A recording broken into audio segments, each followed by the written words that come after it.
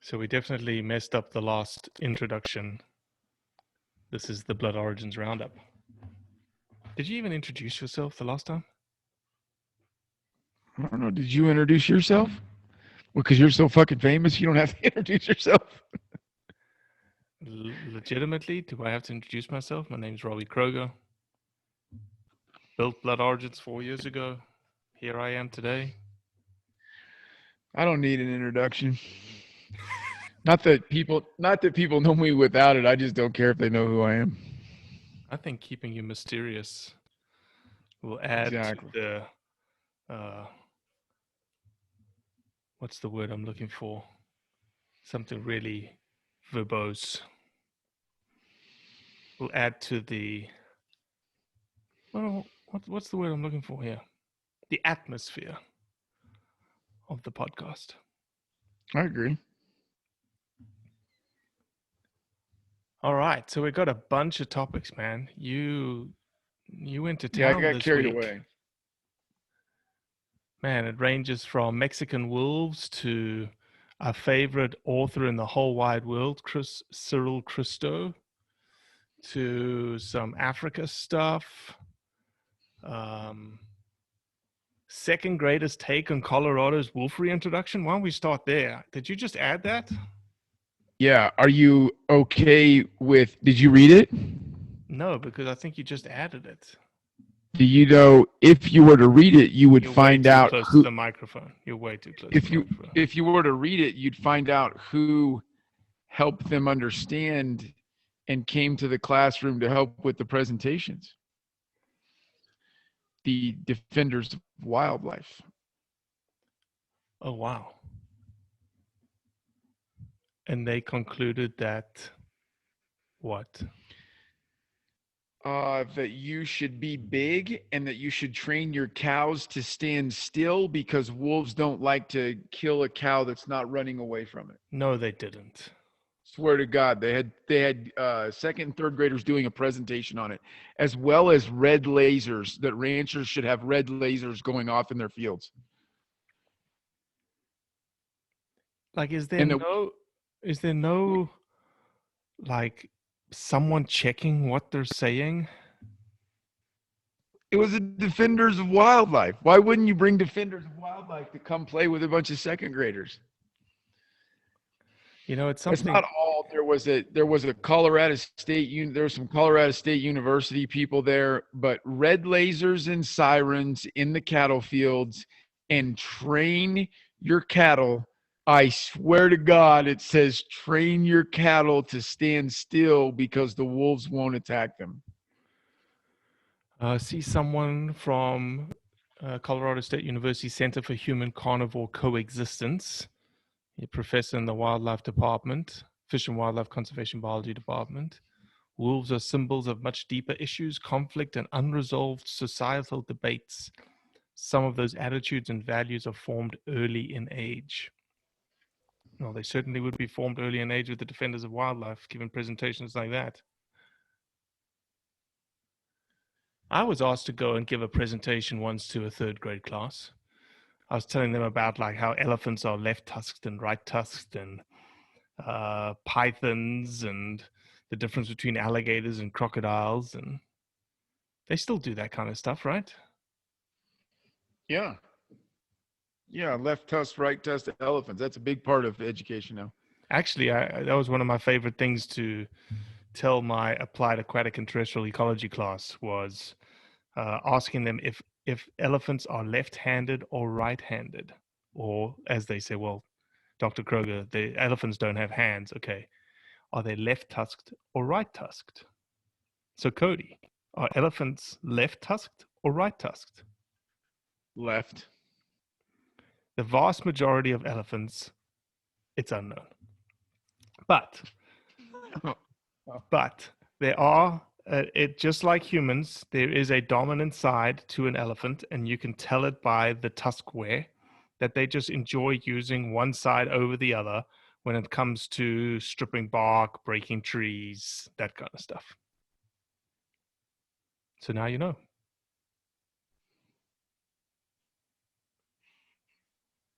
And I had a whole series of pictures where people were like, I said, is this a left-handed or right-handed? And they were like, left, or left tusked Right. and right tusked.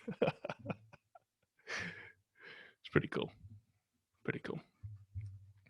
Yeah, it's interesting. I've also heard of HSUS sending DVDs to schools such that when it's a rainy day or a substitute teacher comes into the class, that they just pop in those DVDs, right? They're handy because they're right there, and the kids, it's easy to entertain them, and it's just it's a crazy propaganda machine. It's a crazy propaganda machine. Yeah. It's yeah,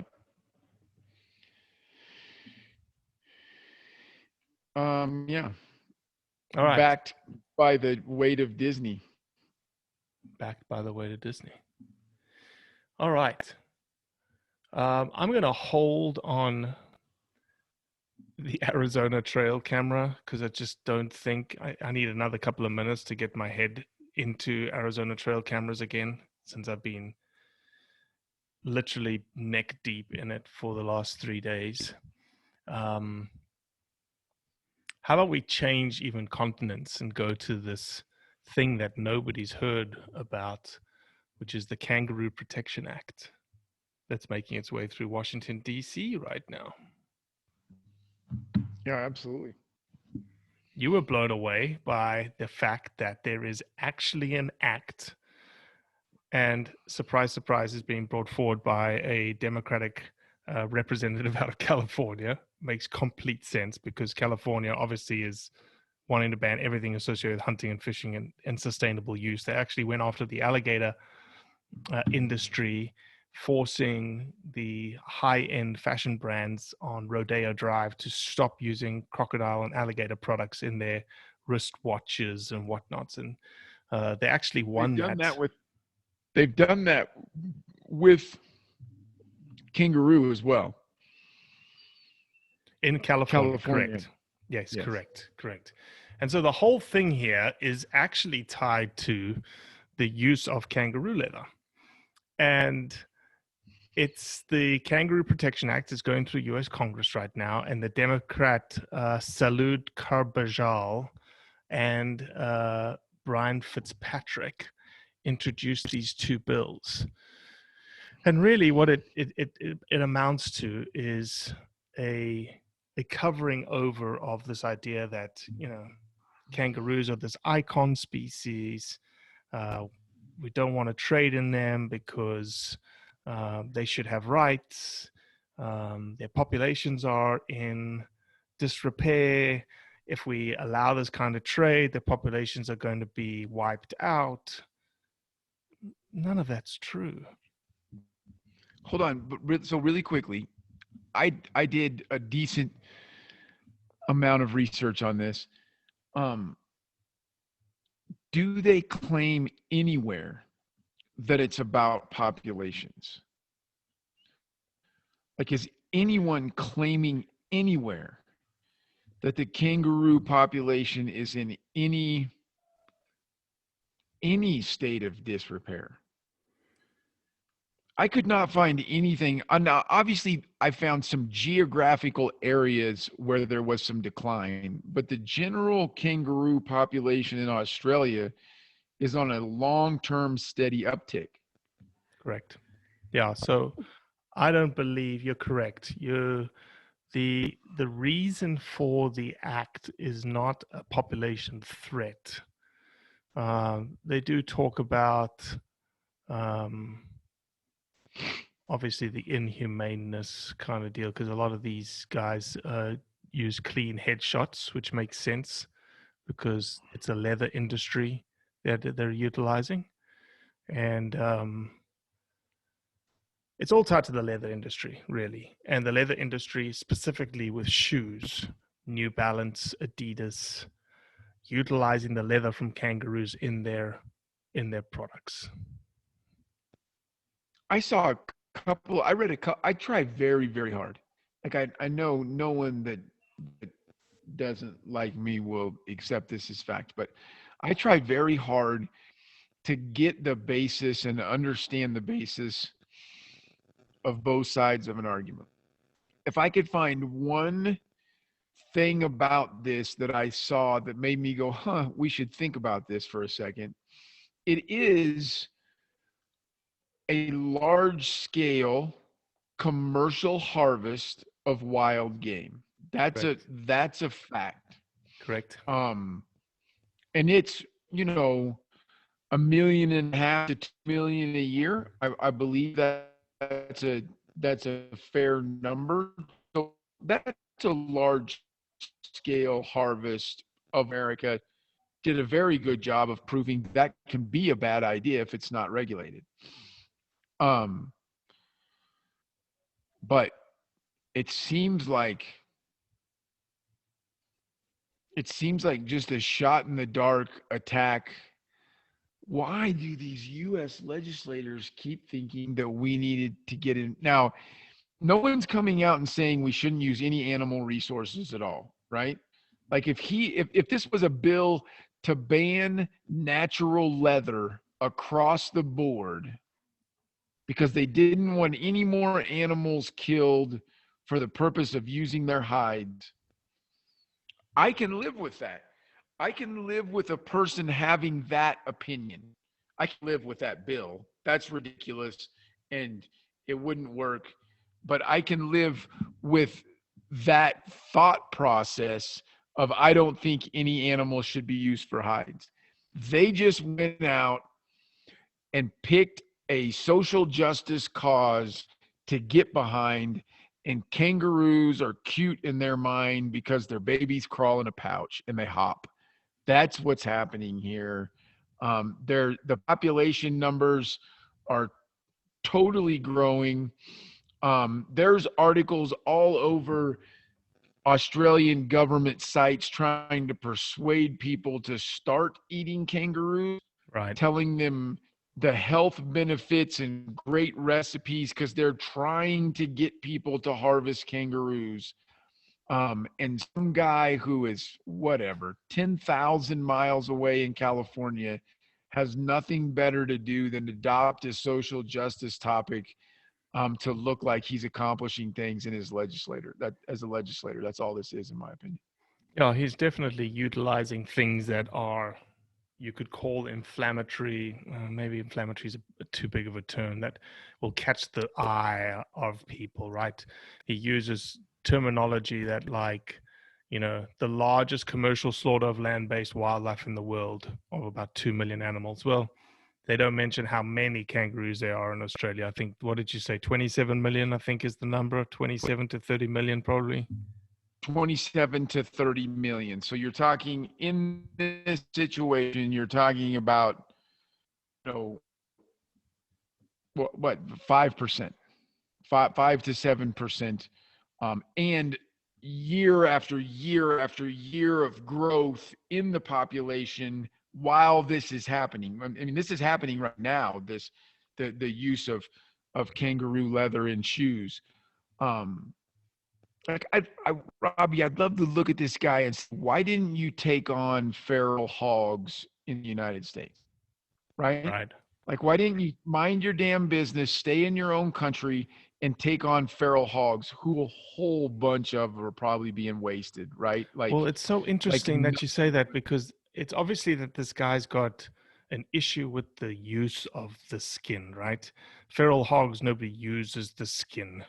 And so it's this interesting dichotomy. Which is worse? Yeah, what is worse? You throw the hide away, which is worse. That's worse. It's worse what we're doing to feral hogs.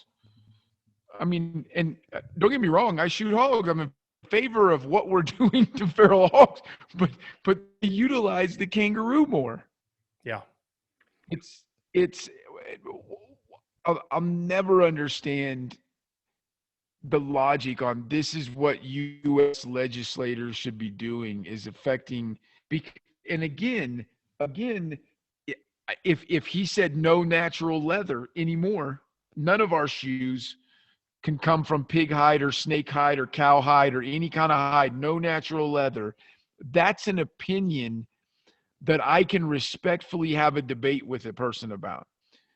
This guy's a social justice warrior who has no idea in no place to do the things that he's doing that are going to affect another country in the way that he is, and there's no basis for it. Well, he just, and again, the last bit of language that he uses is, "I proudly stand against kangaroo trafficking," which is poaching, okay, and poaching an illegal trade, which is not part of this legal commercial side of things. And then he says to introduce the act to make it illegal to exploit kangaroos. And it's essentially the same language that the state of Connecticut is trying for African trophies for taxidermy. It's the same language for the Cecil Act that's trying to make its way through Congress, or hasn't done anything yet, but is sitting in DC. It's to your point. We have people in America that feel like for some reason they know better of how to use other countries' resources and are going to promote an eco-colonialist agenda to almost sanction the use of that resource. They're putting an economic constraint on another country. I totally agree with you, but I still want to add on all of the African examples. You can find data. It may be skewed data, it may be wrong, and I may not agree with it, but you can find data about those populations being in peril, right? We can go out and find a piece of paper that tells us that lion populations are in decline and it's because of hunting. It's not true, but the data is there. Zero data in the world is saying that kangaroo populations are in trouble. And in fact, the Australian government is trying to find ways to coax people to eat more kangaroos because they have too many kangaroos, right? This guy doesn't come up with any justification for this other than, I love the let's make it illegal so we'll stop illegal trade. Like, to me, that's the, just like we did when we made marijuana legal in the United States, right? Just shut her down. Nobody's going to do it anymore. All you're going to do is take a viable white market and make it a black market. That's what you would accomplish. An uncontrolled, unregulated market. These are the ones that really, really, really frustrate me.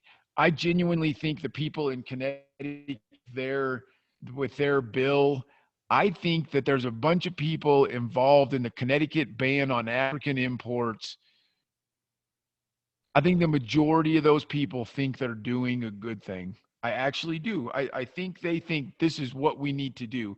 They're just misinformed and they're wrong, but I think they're good. This guy's got no justification. He's got no data, no anything that this is a thing that will be good for anyone. It will destroy some economies, some small micro economies, and lead to there being more of an animal that there needs to be less of in those areas. It doesn't make any sense. So, all right, we've beaten a kangaroo to death. All right, moving on. We're going to move on to your top desire to discuss today. And there was an article that came out by Nicole Qualiteri through Gear Junkie, in which hunter decline, the title of the article was "The Hunter Decline Myth. Habitat not hunting is at risk." And just a quick synopsis of the article, she poses some very interesting data, which looks at the amount of hunters per capita over time and suggests that the numbers are not going down, and they are staying pretty steady.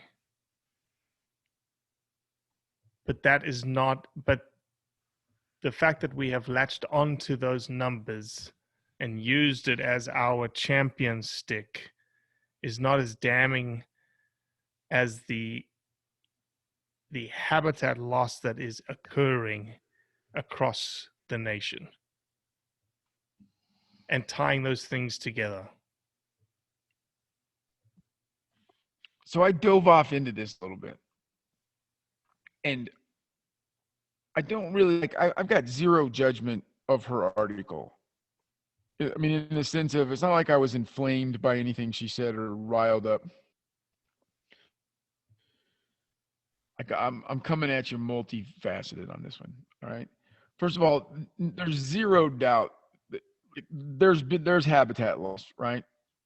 There's wildlife habitat loss every single day at a steady rate. One fact that I look up here, let's play a quick guessing game for a number that I know you don't have in your head. How many unoccupied houses do you think there are in the United States?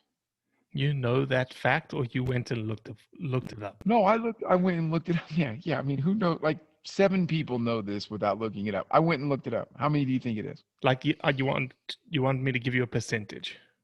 No, I want you to guess total number, not a percentage, a total number of unoccupied houses in the United States. Oh my gosh, 330 million people. I'm going to assume 4 people to a house. That's less than 100 million houses. There's probably 80 million houses in the US.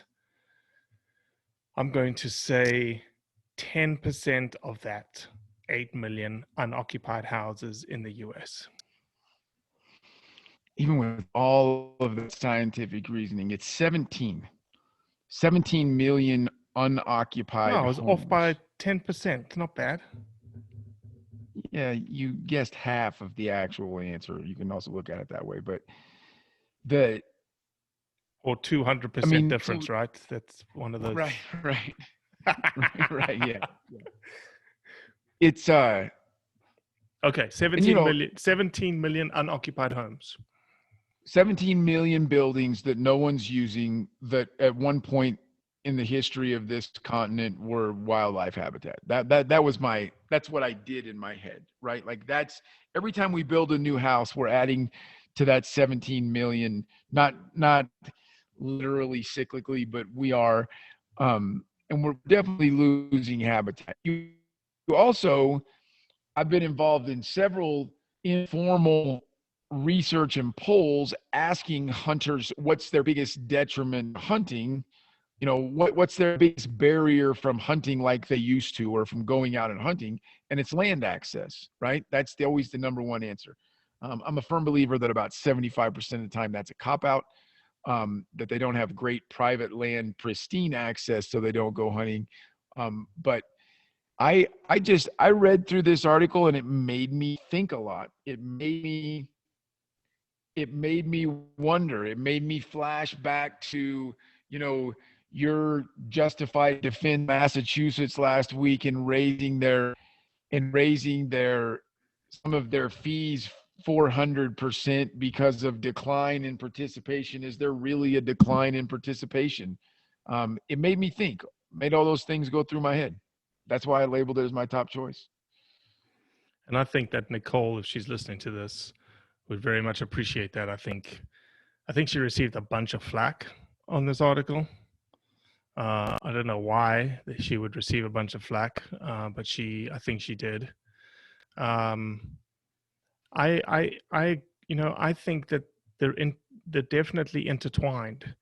We do have hunter numbers going down. We have a growing US population that's becoming more urban than rural.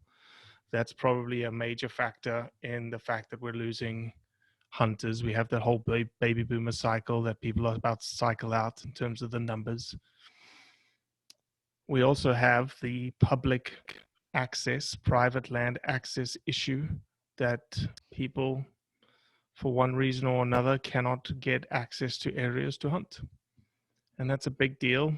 And those areas, and to her credit in the article, there's a compounding component here, that the areas that, and here's where the spiral comes in, the areas that you can hunt may not be as good of a habitat condition any longer, because there's a lack of hunters, with lack of revenues being pumped into the system that allows that habitat to be restored and maximize the biodiversity on that habitat.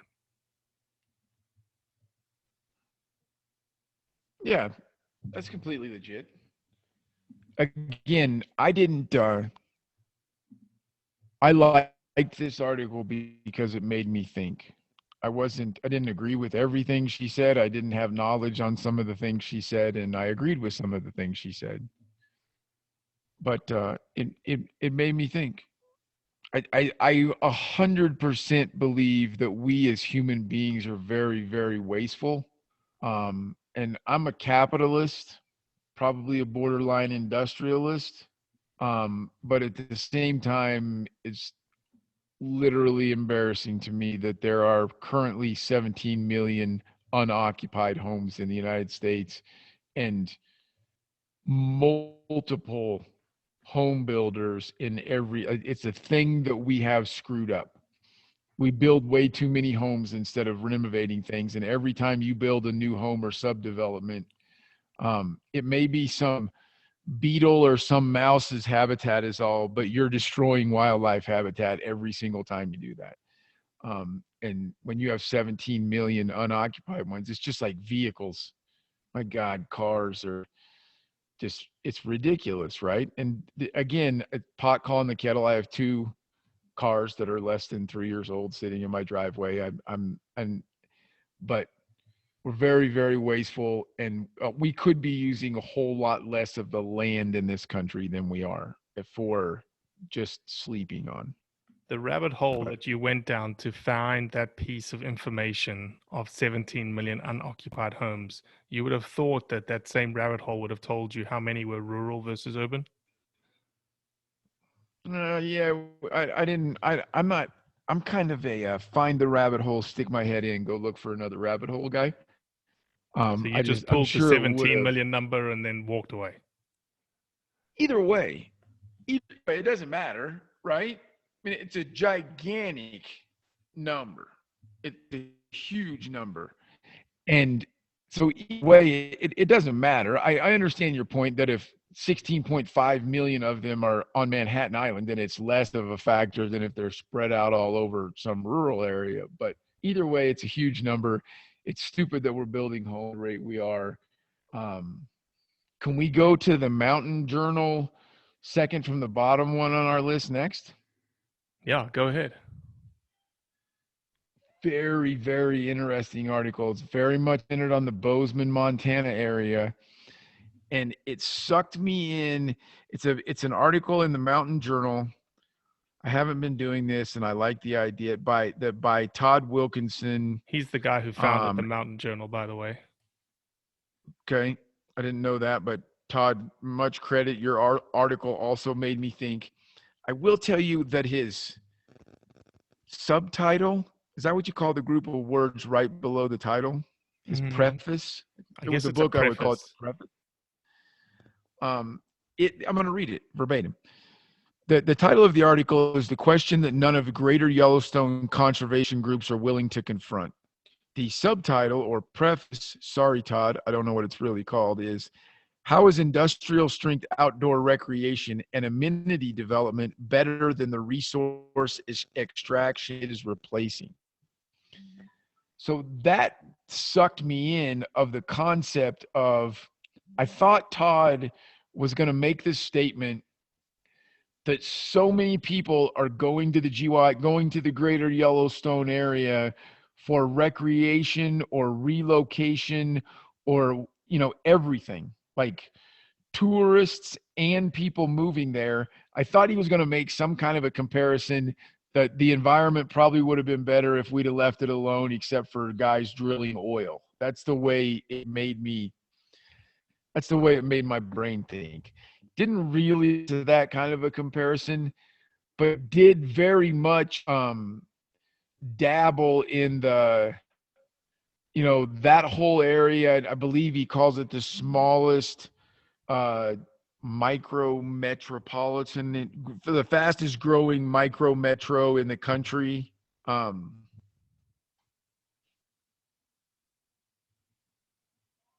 It just made me think, Robbie, when does a growing, we're definitely seeing a huge growth in outdoor, Right.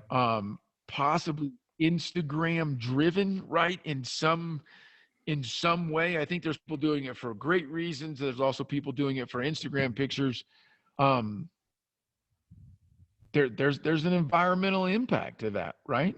I mean, if there's just more people in a place, there's more trash, period. And there's more water drank, there's more resources needed. Really, another article that I didn't come out of it feeling super informed, but are we, by encouraging all these people to get outdoors, like he says, are these conservation groups and these tourism groups in the greater Yellowstone area, and obviously everywhere else, right? It's happening in Colorado too, where you see articles about just trashed national forests because there was, a trail that prior to COVID had 80 people a day, has 800 people a day. I totally made those numbers up, but I'm giving an example. Um, is that a thing? Is all this encouragement of getting people outdoors, is there an environmental impact that we're not contemplating? Oh, there certainly is. And framing it in the hunting context, because he doesn't talk about hunting at all, right? He just talks about resource extraction from a aesthetics perspective and engaging perspective on the landscape. It's the same scenario when it comes to Africa. Ecotourism and resource extraction of the non-consumptive use is a volume model, is a volume-based business. It's a volume-based model. Ecotourism groups in Greater Yellowstone, they would not survive with one person or two people a day. They have to have 20 to 30 a day. That's how, because the ecotourist, the non-consumptive user, is not going to pay the price that a typical consumptive user will pay. And so at the end of the day, there's a conundrum there in that if you are willing to pay more, do you have more respect for the place or not? Colorado, funnily enough, Colorado, where you live, Fish and Wildlife Service Commission voted, and I believe it was passed, that people that in this COVID situation were entering state wildlife areas for free. Hunters and fishermen that had to enter into state wildlife areas had to pay a license fee. They had to have their fishing and hunting license. And I believe that anyone, regardless if you're paddleboarding or if you're backcountry hiking or if you're backcountry mountain biking, you have to have a hunting and fishing license on you to have paid for the use, the resource extraction that you are undertaking. Now, a lot of the non-consumptive users will say, we're not extracting any resources. Well, yeah, you are. You're causing, as you've mentioned, there's trash everywhere. There's use of the trails. There's going to be trail maintenance. There's going to be, clearing of areas. There's going to be extra maintenance needed on the toilets, on the facilities, on everything. Because as you said, there's not 4 people using it any longer. There's 400 people now using it. And unfortunately, 300 of them aren't paying as much as the 4 were paying. Right. And in fact, a lot of times paying nothing, not Yellowstone, for example, but like you said, with the state wildlife areas. And to be clear, in Colorado, the state wildlife areas are a separate set of units. There's state parks, state grounds. The state wildlife areas were set aside for almost exclusively hunting. I mean, there's not a lot of the waterways are dedicated to state wildlife areas, and they're completely funded by portions of hunting and fishing licenses. So you're correct. In Colorado, if you want to go on to a state wildlife area for any purpose, I believe you have to have one or the other, a fishing license or a hunting license. That's good stuff. It was just another thing that made me think. You segued into exactly what I thought about it. My dad is maybe one of the largest Yellowstone National Park fans in the entire world. I think he could go head to head on knowledge of Yellowstone with anyone in the world who's not a professional, anyone who's in the world who's not paid to be a tour guide up there. And so I went there a lot as a kid, been there multiple times since, and I absolutely love it. But it genuinely bothers me the amount of and the sheer stupidity of some of the people um, in Yellowstone. I mean, just, if a moose stands up on the side of the road, next thing you know, there's 1,000 cars, and 50 of those people have walked a quarter mile off the road to be 80 yards from the moose. Well, that situation happens in mean, South Africa. Yeah, okay, we can't get out the cars because we have things like lions and leopards and stuff like that, and elephants that will kill you. But yeah, you'd go to a national park. I remember as a kid, you'd drive around and you would wait for a couple of cars to be parked somewhere because you knew something was there. And then it would become a right. circus. And I don't know what you do. Like, if it came on the ballot to make it be $200 a day per person to get into Yellowstone, I would vote yes. And then I would start a foundation for scholarships to selectively get people in that couldn't afford. Like, I don't.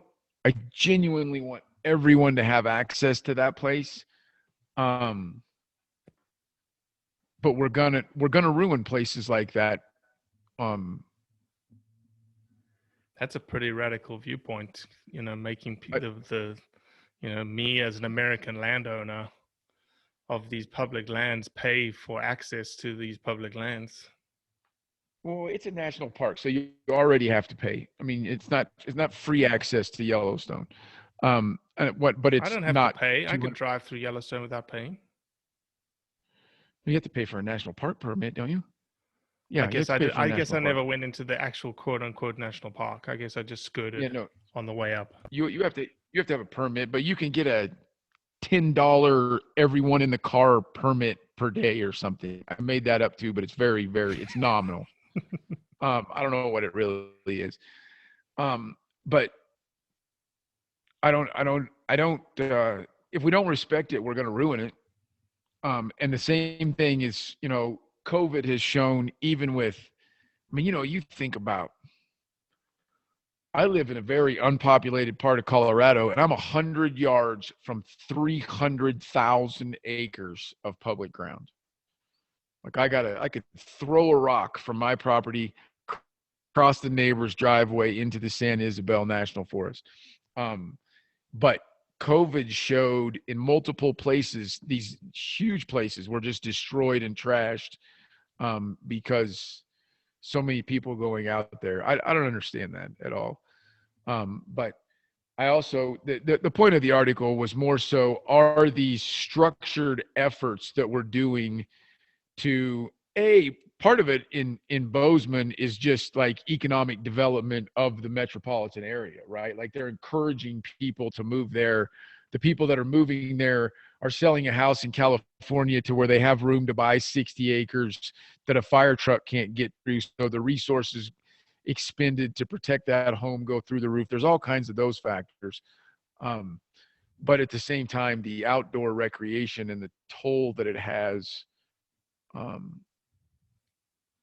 again, I guess that's two in a row that I don't really have anything concrete to say about. It's just a conversation that I think we should have and continue to have and keep an eye on. Sure. All right, I'm going to head us over across the pond. I think we've only got a couple more left. I'm going to go across the pond to the UK. This was brought to my attention this week. One of the things that gets leveled against hunters a lot is that we're causing pain in animals, right? When we hunt them, when we kill them, when we wound them.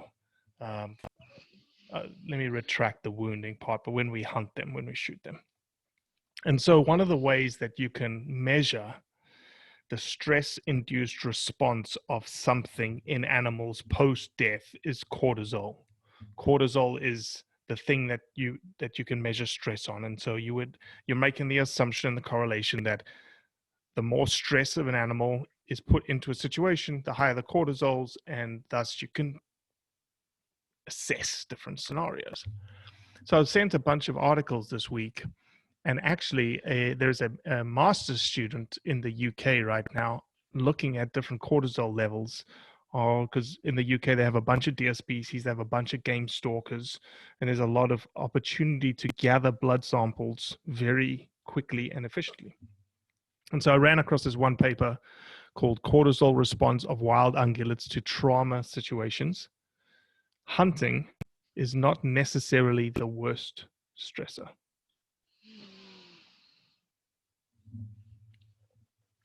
No, I wouldn't. I mean, well, it's almost silent. the proof, right? It's the proof. We talk about prove it. We say we have instantaneous deaths, or the animal really doesn't know that they're dying. It's just a blood loss scenario that they faint and they pass away or they die. And that's what this is showing, that this is, the deer and the roe deer, lower cortisol levels when shot in a stalking type scenario, higher cortisol levels when hunting with dogs, much higher cortisol levels when entanglement, vehicle collisions, injuries, disease over stalking, shooting, hunting. I mean, it makes sense. It makes sense. It's the same thing. Here's another thing that blows like here's my response. I probably get 3 or 4 times a month as I deal with the Blood Origins social media. We probably get 3 or 4 times a month someone attacking hunters for using guns and compound bows. Their mindset being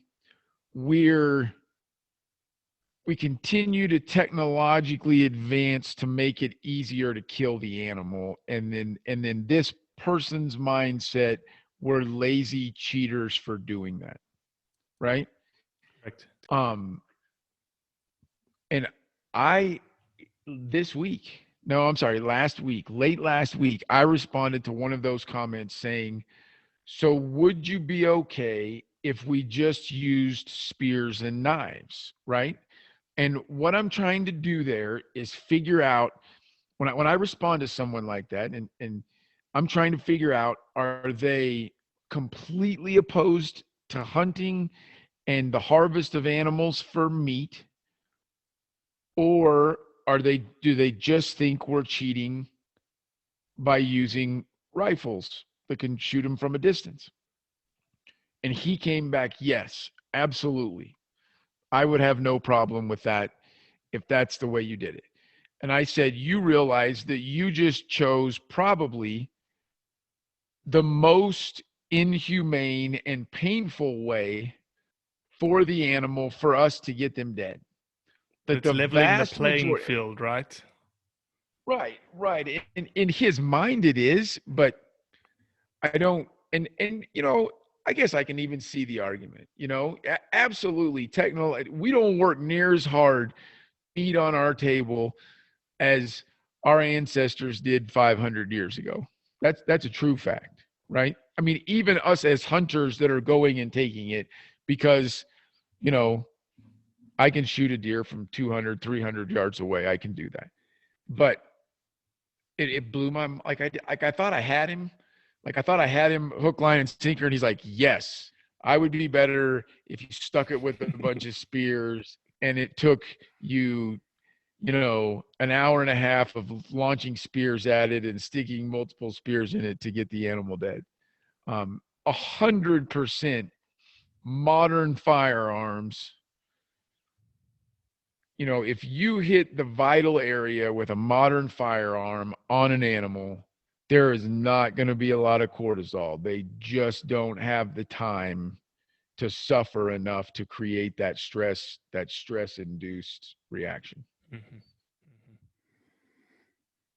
All right, let's do one more.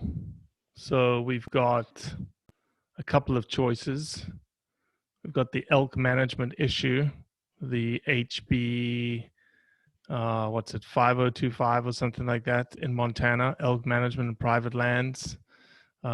We can tackle the Massachusetts fishing license thing again, if you'd like, since I dominated you last week on that. We can leave that alone. What about, there's Mexican wolves. We also got some Mexican wolves. And then obviously we've got the whole wolf management Cyril Christo on the Hill making his viewpoint. And then did you see the Michigan wildlife biologist retort?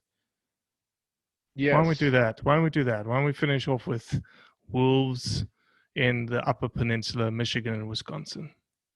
I know we talked about it last week, but let's talk about these two specifically.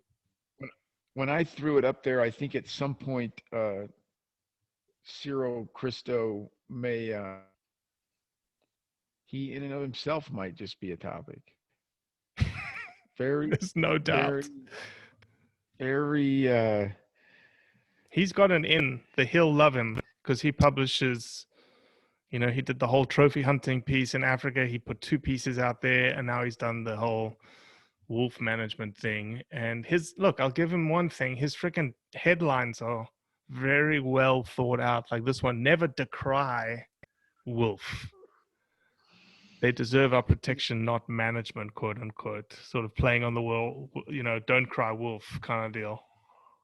There's a line in this article that says, let's admit it.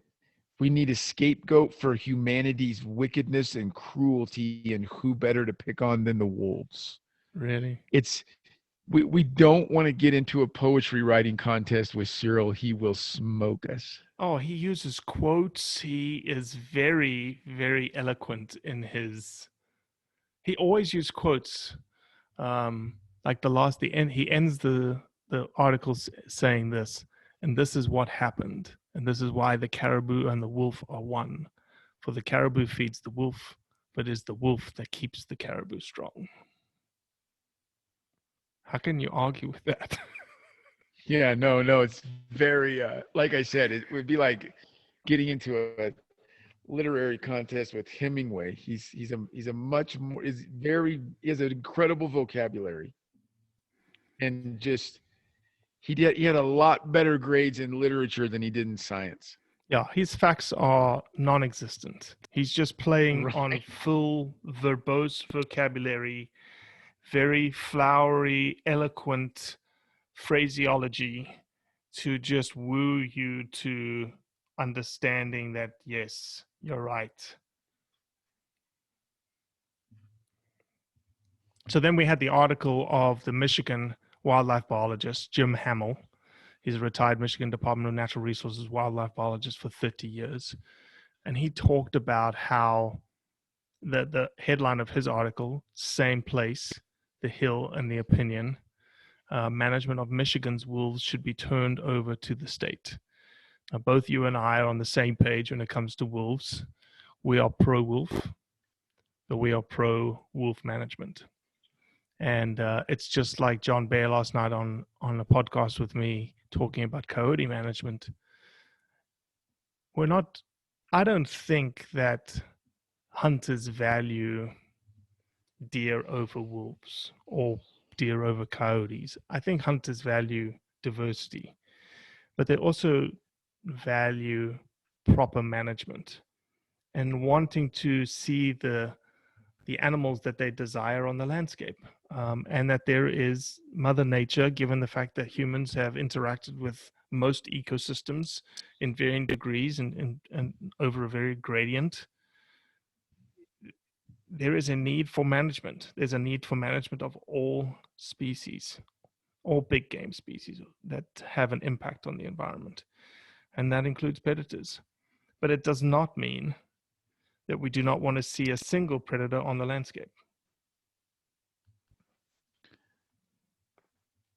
Yeah, no, I couldn't agree with you more. And we're pro-state management. I'll add that little piece in there.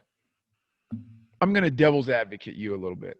And maybe don't devil's advocate me. I got hammered about me being a devil's advocate all freaking week because I somehow believe that I need to hold hunters to a much higher standard, and thus I push them with questions, and I was told that I am not for hunters because I do that. So yes, please, devil's advocate me. I was going to be the devil's advocate, not accuse you of being it.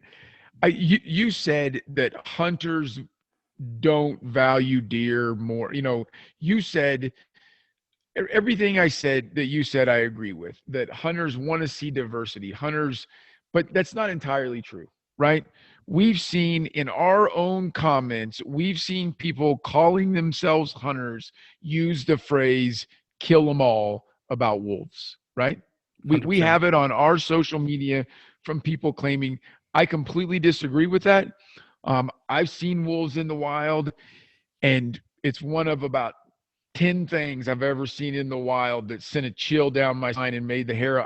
I loved it. It was incredible. I want to be able to see wolves. I want future generations to be able to see wolves.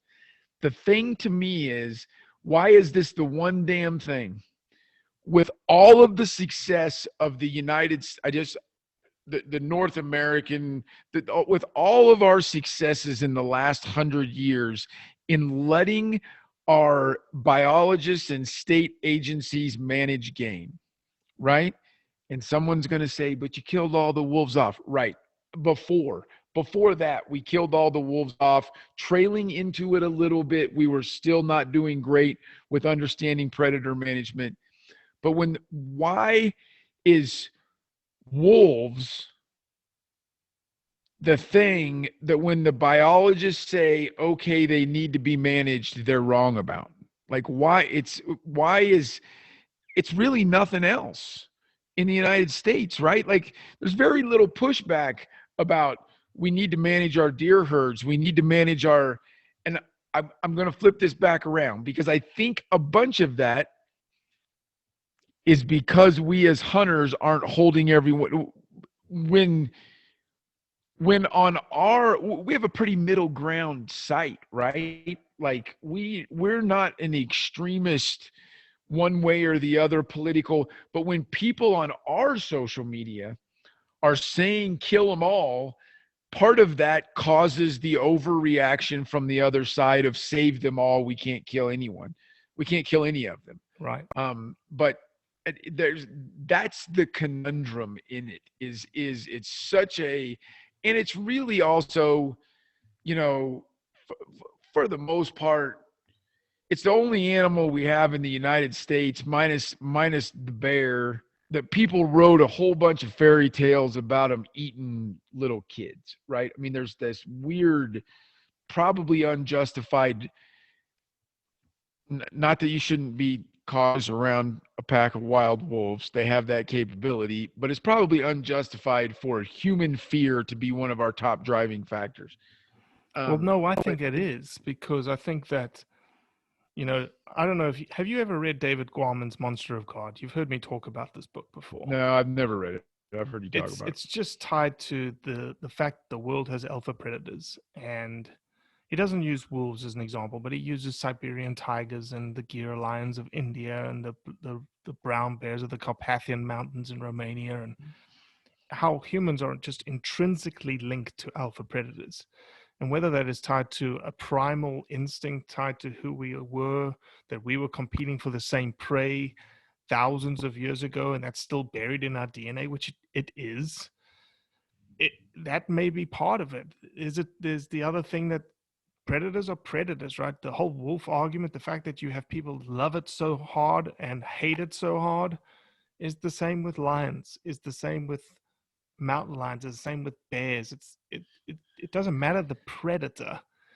It's just something about a predator, and maybe it's the fact that humans are predators themselves, and there's this competition, there's this sort of primordial competition that you just can't put your finger on, but it's there, and you feel like a kindred spirit, and people, and maybe that's it, that there's this kindred spirit that some people feel it more in a competitive type scenario, and that's why they hate him, and others feel like that's part of their spirit animal, and it's tied to where they've come from. And I'm not knocking anybody who has wolves as a spirit animal, but maybe that's why there's such the divide when you start philosophically breaking down why wolves, as you asked, why wolves, not deer or squirrels or feral hogs. I think all of that's true. I think it's all a small percentage of it, and I think a really large percentage of it is the propaganda and the millions of dollars that animal rights extremists have made off the wolves because the 1995 ES or the 1995 uh, when they put the wolves back in the greater Yellowstone area, it was a gigantic success story, right? Like a massive conservation success story. And in terms of wolves in an individual microscope, just the wolves, it was a gigantic success story. But the animal rights activists have pounded the entire world, everyone, with the propaganda about how everyone wants to kill all of the wolves. They've made them a martyr. And I think that's the biggest part of, I think for every 100 people claiming the wolf is their spirit animal, HSUS and Defenders of Wildlife convinced 98 of those 100 to make them their spirit animal so that they would give them $25 a month to save the wolf. And I'm not a conspiracy theorist guy. I don't want to get political, but I do have in-depth knowledge of the inner workings of how much money they raised over the wolf and how very little of it did a single animal any good. I think that's why the wolf is such a big deal. All right. Well, let's stop it right there. Let's remind folks that obviously we have a supporters program, unlike HSUS. You'll know right where the money goes. We're very, very transparent about it. And there's a bunch of stuff on the line. This month is a giveaway for a 5-day safari, Impala, Blessbuck, Blue Wildebeest, trophy fees included. Just show up in Joburg and everything else is taken care of. We've got Broadheads. We've got Kuyu gift card, $200 Kuyu gift card. We've got a bunch of Australian specific swag that's going to Australian specific supporters. We have obviously a discount code for every single person who becomes a supporter. And that's all for the cost of a cup of coffee. So please join us, help us continue to do this thing that we love to do for you. Next week, we are changing this format up. We seem to just change constantly, which is good, I guess. Ever evolving. Ever evolving. We will have Jana Walla as a guest commentator on the podcast on this roundup. And so we'll ask her what her opinion is on these different articles that we have brought forward today. Obviously, we have a bunch more articles that we didn't get to today. Any closing thoughts? No, I'm excited to be able to talk to someone besides you, though. Damn it, man. Come on. I get hate from all sides. I need some support from you. I'm just going to throw you grief. I got your back. All right. I love it. Next week. Cheers.